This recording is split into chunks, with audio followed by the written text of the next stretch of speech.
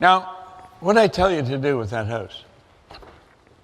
See, this is the part you have to understand, is you got to be willing to do. Remember I said do the illogical? Yeah, well, she's a lawyer. Yeah. And they deal with precedent and logic all the time. Yeah, well, this is beyond do the illogical, because how many of you, when you go shop for something like a blouse or something, you look at the price tag first to see if you like it? Honestly, how many? Yeah. Or how about if you're shopping for real estate? You know how the books are divided into price points? And you go straight to the point where you think you should be? Yeah. Well, I used to do that too. And when I started going to Bob Proctor seminars, I quit looking at price. And so I had been looking for a place for a long time. I was living down in Malibu at the time, but I'm from the Pacific Northwest. And I was getting ready to go visit Cynthia Kersey, who had a place. She runs the Unstoppable Foundation, and we do a lot of work with them. And she has a place on Whidbey Island, Washington. And so I Googled luxury waterfront homes, Whidbey Island. And I came up, there was a whole list of things, but the third one jumped out at me. And so I clicked on the third link, and the third link in that link jumped out at me. And it was this home on Mutiny Bay, and there was a virtual tour. And I watched the virtual tour. It happened to be 10 minutes from Cynthia's too, which is pretty cool. But I'm watching the virtual tour, and I'm like, oh my gosh. And I had been going to look at places for years and never saw anything that just really felt like, wow, this is what I want for my home. But I looked at this tour, and I thought, wow, this place is built for me. Like, it wasn't the kind of home that you'd want to have little kids in. I didn't have little kids. I wanted something really creative, a place where I could write books and I could study and teach and, do my work. And this place, it just, wow. I mean, I fell in love with it. And so I made an appointment to go see it. And I went and I saw it. Cynthia actually came with me. And I went and I saw it. And I mean, I just fell in love with it. But at that point, I found out what the price was. And it was nowhere near the section I should be in. And my logic was screaming, I am never going to spend that amount of money on a home. And I didn't even just say it's illogical. I said it wouldn't be prudent, because prudent felt like a better word to rationalize how I was balking at doing this. And I get a call from Bob. Did you go see the place? And I said, yeah, I went to see it. And he said, well, what did you think? I said, well, I loved it. He goes, well, are you going to get it? And I said, no. And he's like, why not? And I said, well, because I'm just not going to spend that kind of money. I found out what it costs. It's not going to happen. And he's like, do you believe what we teach? And I said, yes. He goes, okay, here's what I want you to do. I want you to go back and you go look at that place, and I want you to go into every room in the home, and I want you to just imagine that you live there. This is your home. Have conversations with people. I wanted to have my family for Christmas dinner. This was in September, and I wanted to have my family for Christmas dinner. And so he said, have conversations with them, actually see them at the dinner. And so I'm like, okay. So I made an appointment, went back the same day. And literally, I did what he said. Like in the bedroom, took my shoes off, put my feet up on the ottoman, pulled my book out, looked out at the water, and, turned the fireplace on, went and used the restroom, And I'm wandering around the house. At one point, the realtors are like following me, and they're trying to tell me things about the house. And, I'm like, excuse me, but I need to be one with the house. They're like, okay, crazy lady, we'll just leave you alone. But I'm doing what Bob said, and then I go out into the kitchen, and it opens into a great room, and there's a big fireplace, and the whole wall is just views of the water. And I'm just like, oh, I could see my family there. I have a really large family, and I could see us having Christmas dinner, and I had the conversations in my mind, and I just felt like, wow, this place was built for me. And so then Bob calls again. Did you do what I said? I'm like, yeah, I did. Well, do you love it? I said, I absolutely love it. Are you going to get it? No, and he's starting to get really annoyed with me. But I'm like, it wouldn't be prudent. That's too much money, blah, blah, blah. And he goes, okay, here's what I want you to do. And he said, now this is where it starts to get beyond illogical and kind of crazy. And he said, okay, I want you to create a really fancy Christmas decoration card, Christmas card. And I want you to email an invite to your family for Christmas dinner at your new home on Whidbey Island. I hadn't even made an offer yet. And I'm thinking, this is crazy. And he said, this is what you need to do. And I did it. And I made this invitation. I sent it to my family. Everybody RSVP'd. We'll be there. And then, but what about this new home on Whidbey Island? And I'm like, well, we'll talk about that later. Yeah, because I didn't even have an offer on it. And that's like crazy. Everything inside me was fighting that. But what happened? I'm not going to not have this house. There is no way I'm going to invite my family to Christmas dinner at my new home on Whidbey Island and not have a new home on Whidbey Island. And so I started negotiating the deal. And I struck a deal with the sellers, and I was able to do a deal where they would do seller financing. In other words, I didn't have to go to a bank, and I didn't have to come up with cash for the whole thing.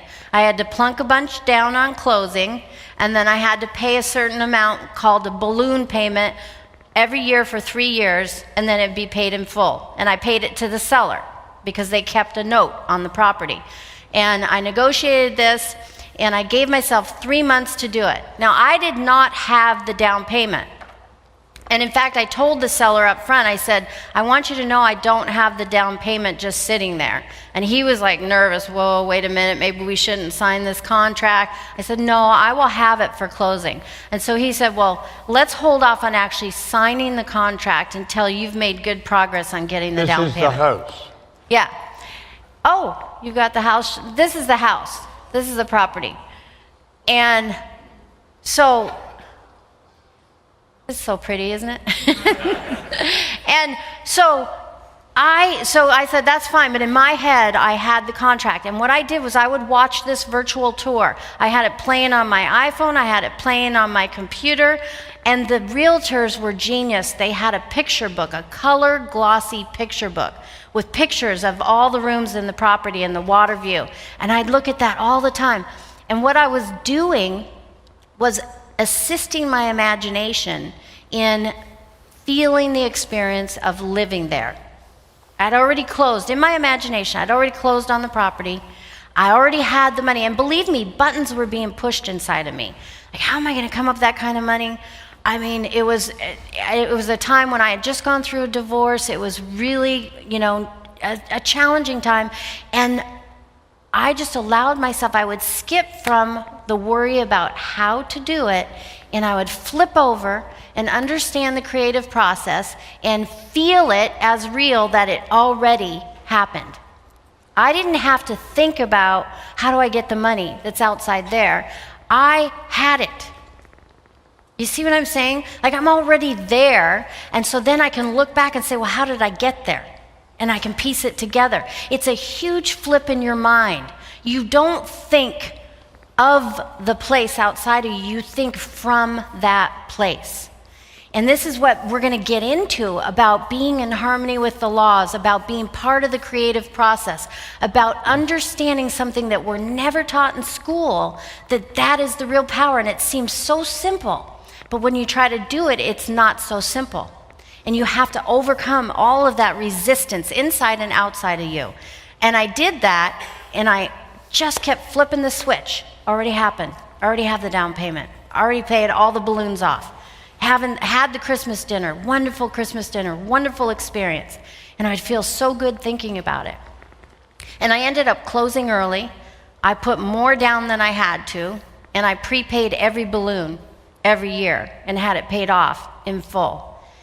There's huge power, but you have to be willing to do those illogical things. You see, I think the thing that made Sandy different and Phil different, they would do what I suggested, even though it was right out of the box. It was absolutely ridiculous to the average way of thinking. But you're not going to live an extraordinary life if you're going to operate with the average way of thinking. Most people never really make it happen big. And they're surrounded by people who do play it safe. You can't play it safe and win in a big way. See, I don't think God's designed us the way we're designed to play it safe. I don't buy that. I think we're designed to step out and really make it happen in a big way. It's like Ray said to me when he gave me that book. He said, listen, your way's not working. Why don't you try mine? Well, you know, that clicked, that made sense. My way wasn't working. His way was. Guy always had money. He was happy. He was always working on some exciting project. I wasn't any of those things. Sandy was playing everything safe. And when she went to look at that, that was the first real big move for her. And the beautiful truth is she did everything I suggested. I said, go and sit in the room. Tell the realtor to leave the house. And you're going to be there for a while. Sit in the room and mentally play with yourself. Get your mind going. Live in that room. Make believe you're just come home and you're wandering into that room. Then go to another room and another room. And take the time to sit and get real comfortable. Live there. Experience what it's like. I had Phil stand up in a seminar right here in LA. He had been nominated for an Oscar, but he hadn't won it. The odds of winning are pretty ridiculous. You have a better chance of finding a pearl in an oyster than winning an Oscar. I think you stand 3.8 times more likely to get struck by lightning than win an Oscar. The odds of winning are ridiculous. I had him stand up and give an acceptance speech in front of a whole seminar full of people. The following week, he had the Oscar. Sandy lived in the home. She had all the people come, her family. She had a beautiful invitation sent out to them when she hadn't even put a deposit on the house. She didn't know how she was going to do it. You see, if you stop and think, if you take each individual in your own situation, it's so illogical. But let's think about the people that have made it happen. How about the Wright brothers? They were bicycle mechanics in Dayton, Ohio, for goodness sake. Their dad was a bishop in a Reformed church. He told them they were going to burn in hell for suggesting they could fly. So, I mean, there wasn't a whole lot of support in their immediate environment.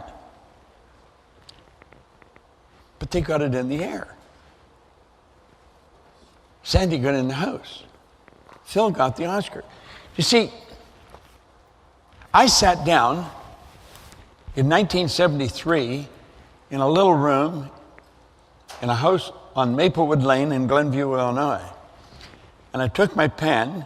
I said, I'm going to build a company that operates all over the world.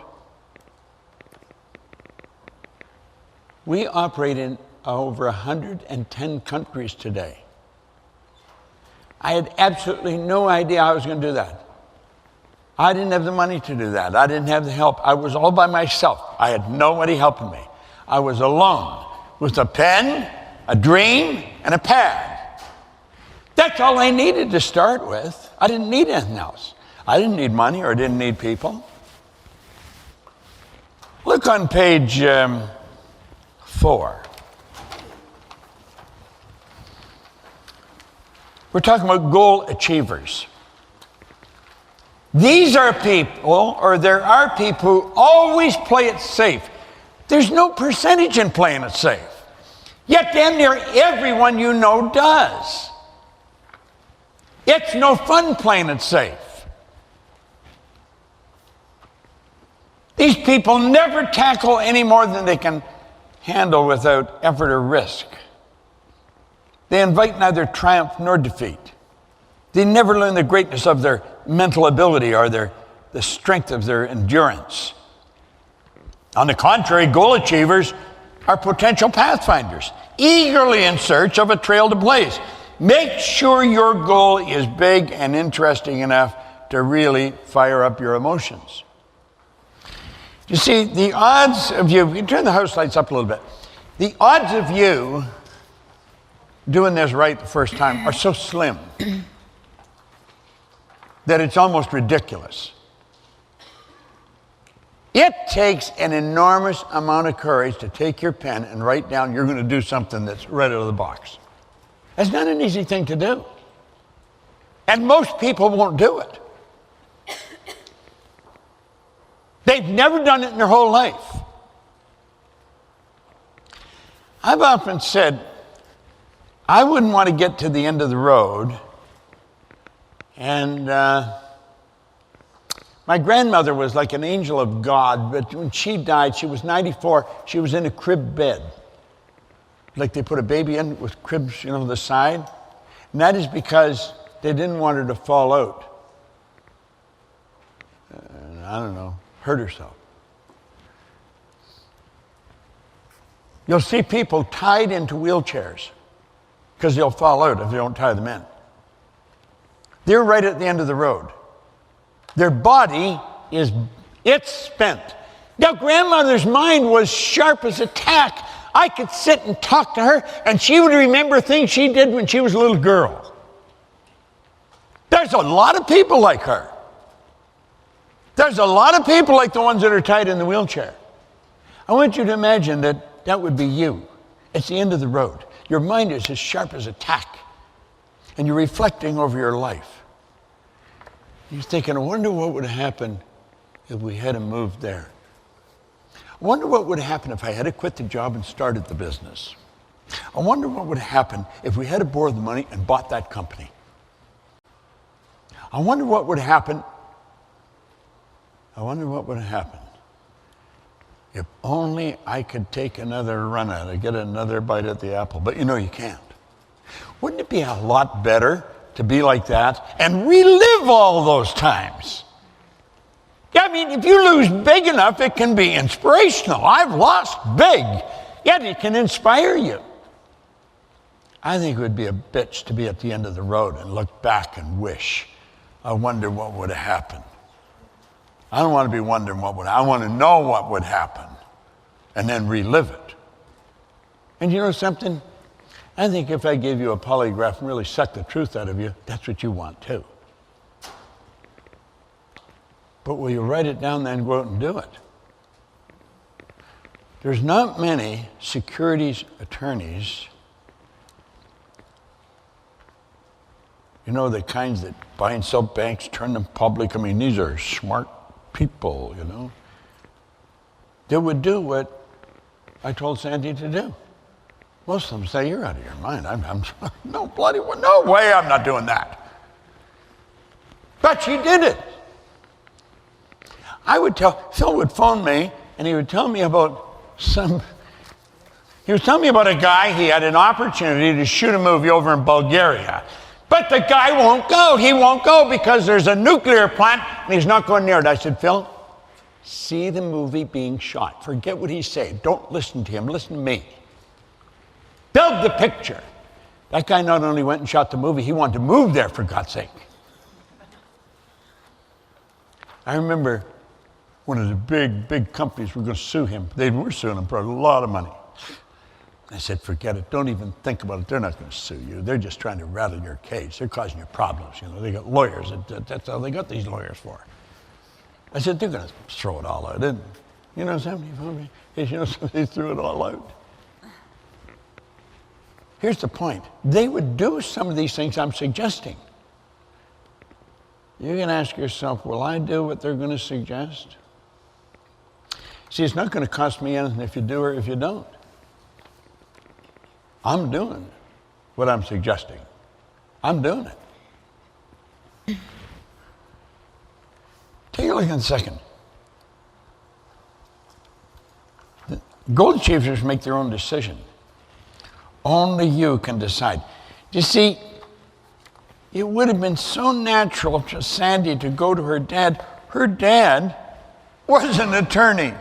He was exactly the same as her, and a very good one, and he was her mentor. And she knew if she went to her dad and explained what I'm telling her to do, he'd say, honey, you don't need all that. Don't do that. The guy was so practical. Nice guy, but very practical. So she didn't go and ask her dad. You know, it's sort of nice having her and Phil here because they have both done these things the way I've lived my whole life. Like there's a side of me everybody thought was crazy. I thought myself every now and then. But only you can decide what your goal is going to be. Now, you may be sitting there with your spouse, and the odds are pretty good you'll say, well, what do you think, honey? Don't do that. Don't ask your spouse. When you got married, they didn't say this is an ownership. It was a relationship. We're not supposed to ask somebody else if we can do something. We're born free. God gave us the ability to choose. It takes guts to live this way. Now, if you want to play it safe and just do what the other people think, read what he says in there about opinions. He says everybody's got a flock of opinions ready to be urged upon anybody that will accept them. Yet it won't cost you anything. You can get opinions, it won't cost you anything. And that's what they're worth. See, why shouldn't we ask somebody? I'm not saying don't brainstorm with somebody, but when you follow your heart's desire, see, there's perfection within you. There is actual perfection. You're created in God's image. Perfect. There's perfection within us. There's a spark of idealism in our heart, inside of us. Yet it's that perfection that's seeking expression within through us that's causing us to want. My dear grandmother I was talking about, I mean, God bless her, she was an angel of God, but she didn't know. Yet she kept saying you should be satisfied with, well, she was wrong. You should never be satisfied with what you've got. You should be happy with it, but not satisfied. Dissatisfaction is a creative state. It's the spiritual essence of who you are wanting to open up in your consciousness. That's where wants come from. Now, when wants come from the inside, you don't have to go and ask anybody, what do you think? You know. You know. It takes courage to live this way. I had the good fortune of working with Ed Hillary. The only difference in him and anybody else I know was his size. He was a big guy.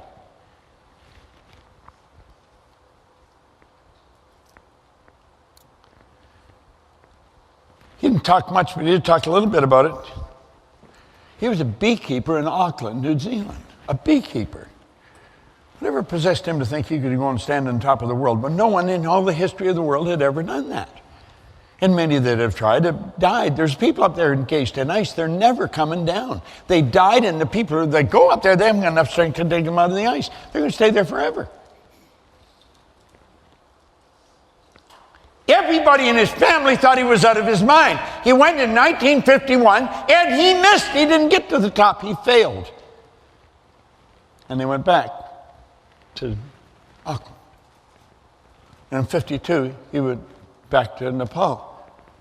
Now he told me, many of his family and friends got angry with him because he was going. They said, you're going to die. You got an obligation to your family, you know. But he went back, and he failed again. It was considered impossible. No one could get to the top of that mountain. No one ever had. Yet in 1953, he went back. Now, he was running into all kinds of opposition from his loved ones. But in 1953, he and Tenzing Norgay stood on top of the world. Do you know there's been over 1,000 people do it since then? But they were the first ones. I think probably Sandy's the first in her family to accomplish what she's accomplishing. I was the first in my family. You see, most people don't do what they want. Now we say only you can decide what your goal is going to be. Although another person, your spouse, your parent, employer, or associate may offer suggestions, you and only you can make the final decision. No one else can help you. There's no one in the entire world capable of setting your goal for you. If they try, and they probably will, do not permit it to happen. You will not commit yourself to someone else's goal or one you set to please someone else. You just won't do it.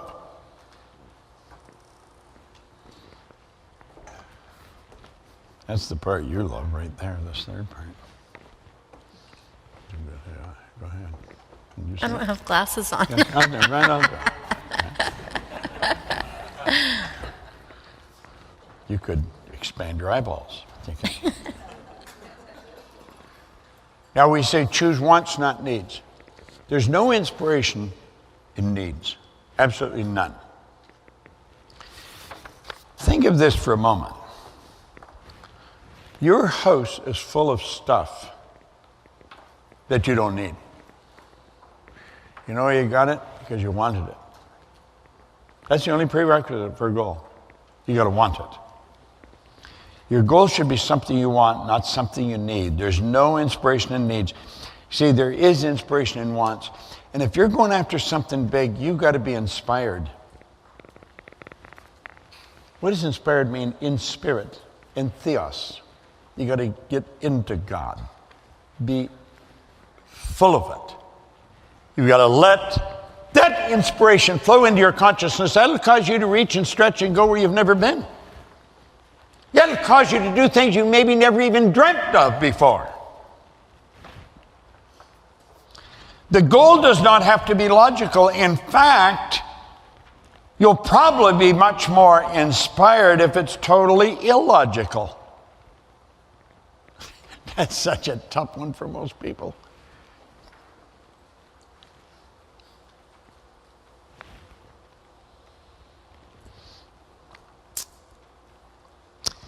The road to your goal may be a rough one.